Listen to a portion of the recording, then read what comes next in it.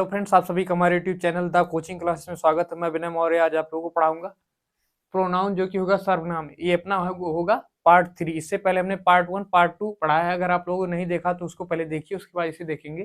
तो अपना पार्ट 3 में क्या है, अपना छठवां जो है अपना इंडेफिनिट प्रोनाउन। इससे पहले हमने 5 प्रोनाउन पढ़ लिया है। अब अपना ये छठवां इंडेफिनिट प्रोनाउन, तो जिसे कहते हैं अनिश्चयवाचक सर्वनाम। तो अनिश्चयवाचक सर्वनाम उसे कहते हैं जब हम किसी अनिश्चित व्यक्ति या वस्तु का बोध कराते हैं तो उसे हम इंडेफिनिट प्रोनाउन कहते हैं। तो अगर इसको हम लिखना चाहें तो लिखेंगे, जब किसी अनिश्चित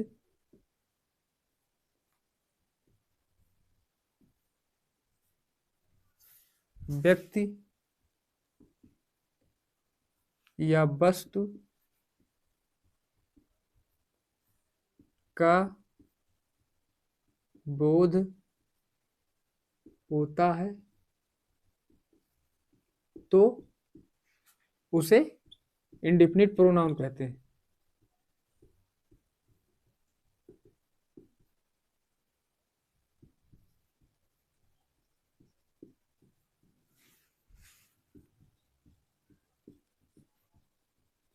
जैसे अपना हो जाएगा everybody, nobody,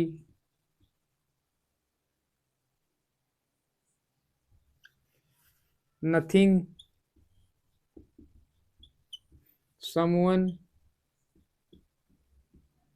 everyone, one, none और बहुत सारे हैं, एक्सेप्ट्रा। अभी अपना एग्जाम्पल्स में इतने ये सब आते हैं। अगर इसको हम सेंटेंस के माध्यम से देखना चाहें तो क्या लिखेंगे, nobody could not help you at that time. और दूसरा अगर देखना चाहें तो हो जाएगा one should do his duty या वंस ड्यूटी। और अगर हम देखना चाहें तो there was nothing still you are searching your pain. और एग्जाम्पल अगर हम लेना चाहें तो क्या ले सकते हैं, अपना हो जाएगा अगर हम लेना चाहें every one is very intelligent in this class. तो ये अपना 4 सेंटेंस है, जिसमें अपना एक हो गया नोबडी वाला, और एक हो गया अपना वन वाला, एक हो गया अपना नथिंग, और दूसरा हो गया एवरीवन। तो इसमें कई बहुत सारे हैं। हमने इन 4 का भी सिर्फ सेंटेंस से एग्जाम्पल को हमने दिया है। तो पहला अपना nobody could not help you at that time, उस समय आपका कोई मदद नहीं कर सकता था। या और फिर दूसरा अपना no one should do one's duty, अपना कार्य स्वयं करना चाहिए। और तीसरा अपना there was nothing still you are searching your pain, वहां कुछ नहीं था फिर भी आप अपना पेन खोज रहे थे। उसके बाद अपना क्या है, everyone is very intelligent in this class, हर कोई इस क्लास में बुद्धिमान है। हमें लगता है आप लोगों को समझ में आ गया होगा ये इन सब का प्रयोग हम सेंटेंस में कैसे करते हैं। अब इसके बाद हम लोग नेक्स्ट देखेंगे जो कि अपना होगा 7वां। तो पहले से मिटाते इसके बाद उसको तो आइए अब हम लोग अपना देखते हैं नेक्स्ट, जो कि अपना है 7वां, जिसे हम लोग कहते हैं इंट्रोगेटिव प्रोनाउन, प्रश्नवाचक सर्वनाम। तो प्रश्नवाचक सर्वनाम किसे कहते हैं, जो प्रोनाउन प्रश्न पूछने का कार्य करते हैं उन्हें हम इंट्रोगेटिव प्रोनाउन कहते हैं। अगर इसको हम लिखना चाहें तो लिखेंगे क्या, प्रश्न पूछने का कार्य करते हैं उसे हम इंट्रोगेटिव प्रोनाउन कहते हैं।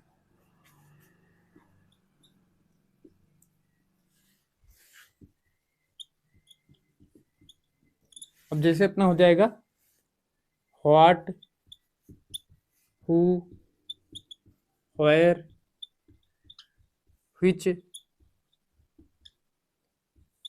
When, etc. WH टाइप के जितने भी हैं, what, who, where, when, which, ये सब अपना क्या आएंगे, इंट्रोगेटिव प्रोनाउन में आएंगे। अब इसको अगर सेंटेंस के माध्यम से देखना चाहें तो जैसे हो जाएगा अपना व्हाट इज योर नेम। और इसका सबसे बड़ा पहचान क्या है, यहाँ प्रश्नवाचक ऐसे चिन्ह लगा रहेगा। उसके बाद हु आर यू, और ये तीसरा वेयर डू यू लिव। उसके बाद अपना चौथा which pen are you searching. उसके बाद व्हेन वाला देखेंगे, when did you meet me. तो अपना इंट्रोगेटिव प्रोनाउन किसे कहते हैं, जो प्रोनाउन प्रश्न पूछने का कार्य करते हैं उसे हम इंट्रोगेटिव प्रोनाउन कहते हैं। जैसे अपना what, who, where, which, when, etc etcetera. अब इसमें अगर सेंटेंस के माध्यम से देखना चाहे तो व्हाट इज योर नेम, और दूसरा हो जाए हु आर यू, तीसरा where do you live, which pen are you searching, and on last वाला अपना क्या हो जाएगा, when did you meet me. तो इसमें क्या है अपना, ये व्हाट जो है अपना इंट्रोगेटिव प्रोनाउन है, और हु भी हो जाएगा, और वेयर हो जाएगा इसमें, और इसमें हो जाएगा व्हिच, और इसमें हो जाएगा व्हेन। तो इसका जो पहचान है अपना क्या होगा, इसमें प्रश्नवाचक चिन्ह ऐसे लगे रहेंगे क्वेश्चन में, और ये WH टाइप के रहेंगे जो अपना प्रश्न पूछेंगे। तो हमें लगता है आप लोगों को समझ में आ गया होगा कि किसे हम इंट्रोगेटिव प्रोनाउन कहते हैं। अब इसके बाद हम लोग अपना देखेंगे जो आठवां, उसे कहते हैं एम्पैथिक प्रोनाउन। तो इससे पहले मिटा दो, उसके बाद देखते हैं। आइए हम लोग देखते हैं अपना आठवां जो है एम्पैथिक प्रोनाउन, जिसे कहते हैं दृढ़वाचक सर्वनाम। तो एम्पैथिक प्रोनाउन हम लोग किसे कहते हैं, जब कोई प्रोनाउन रिफ्लेक्सिव प्रोनाउन होता है उस पर जोर दिया जाता है तो उसे हम लोग एम्पैथिक प्रोनाउन कहते हैं। अगर इसको हम लिखना चाहें तो लिखेंगे, जब रिफ्लेक्सिव प्रोनाउन पर जोर दिया जाता है तो उसे हम लोग एम्पैथिक प्रोनाउन कहते हैं।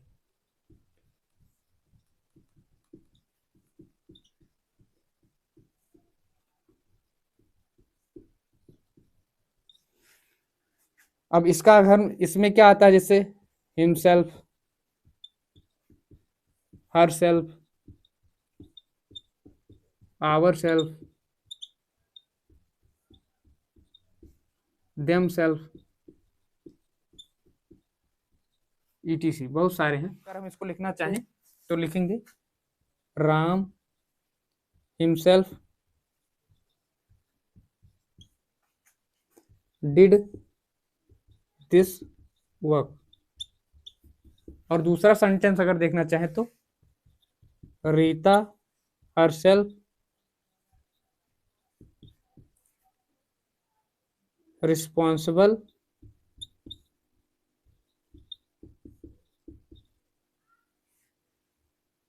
For this mistake.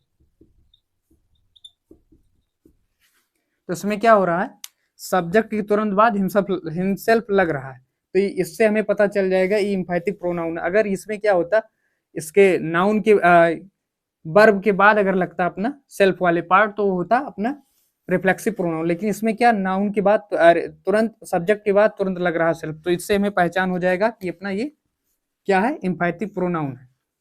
तो हमें लगता है आप लोगों को समझ में आ गया होगा ये दो सेंटेंस के माध्यम से। Ram himself did his work, Ram खुद ने अपना कार्य किया था, इस कार्य को किया था। Rita herself responsible for this mistake, Rita इस गलती के लिए खुद उत्तरदायित्व है। तो हमें लगता है आप लोगों को समझ में आ गया होगा। अब इसके बाद लास्ट अपना देखेंगे जो कि 9वां है, जिसे कहते हैं रेसिप्रोकल प्रोनाउन। तो पहले से मिटाते उसके बाद देखते हैं। आइए हम लोग देखते हैं अपना लास्ट जो है रेसिप्रोकल प्रोनाउन, जिसे कहते हैं विस्मयादि बोधक सर्वनाम। तो रेसिप्रोकल प्रोनाउन किसे कहते हैं, इसमें अपना क्या होता है, ईच अदर और वन एंड अदर को ही हम लोग रेसिप्रोकल प्रोनाउन कहते हैं। अगर इसको लिखना चाहें तो ईच अदर और वन एंड अदर को ही रेसिप्रोकल प्रोनाउन कहते हैं।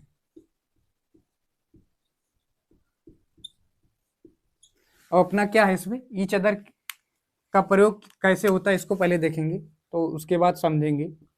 ईच अदर, इसका प्रयोग दो व्यक्तियों या वस्तुओं के लिए होता है। तो इसका हम लिखेंगे, इसका प्रयोग दो व्यक्तियों तथा वस्तुओं के लिए होता है।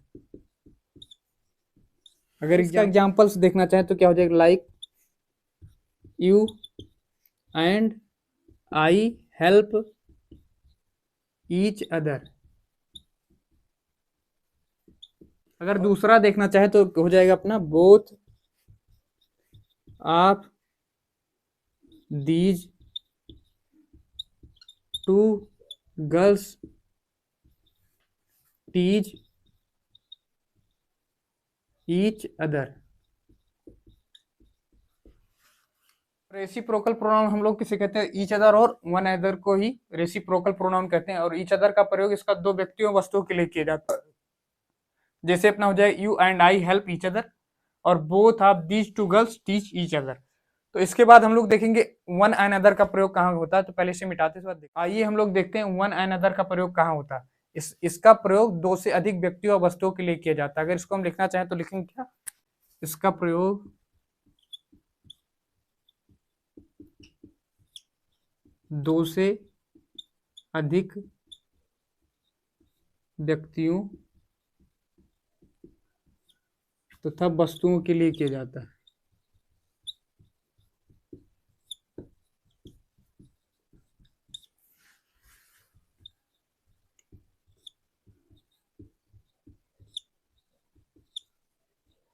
अब अगर इसको हम सेंटेंस के माध्यम से सीखना चाहें तो क्या हो जाएगा, लाइक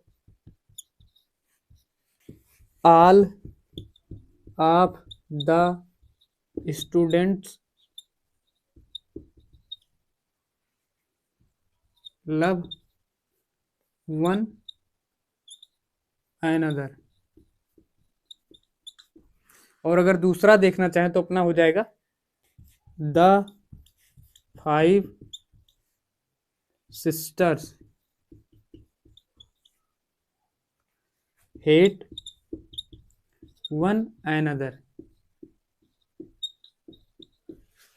तो वन एंड अदर का प्रयोग कहाँ होता है, इसका प्रयोग दो से अधिक व्यक्तियों अथवा वस्तुओं के लिए किया जाता है। इससे पहले जो हमने पढ़ा था उसमें क्या था, उसका प्रयोग दो व्यक्तियों अथवा वस्तुओं के लिए किया जाता था, इसका दो से अधिक व्यक्तियों वस्तुओं के लिए किया जाता है। तो इसका एग्जाम्पल आप all of the student love one and other, सभी विद्यार्थी एक दूसरे से प्रेम करते हैं।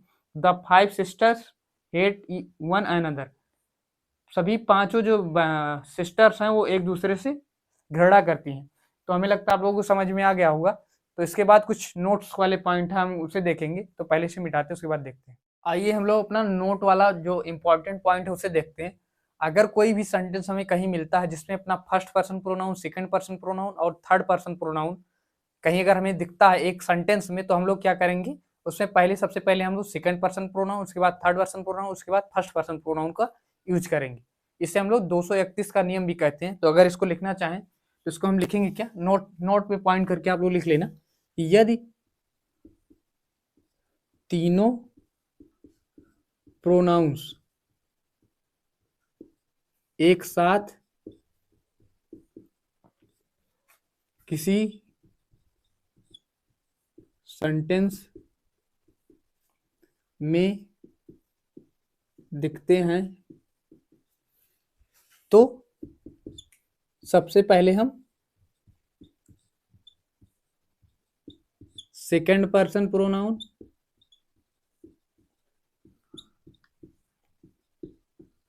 उसके बाद अपना थर्ड पर्सन प्रोनाउन, उसके बाद थर्ड पर्सन प्रोनाउन और लास्ट में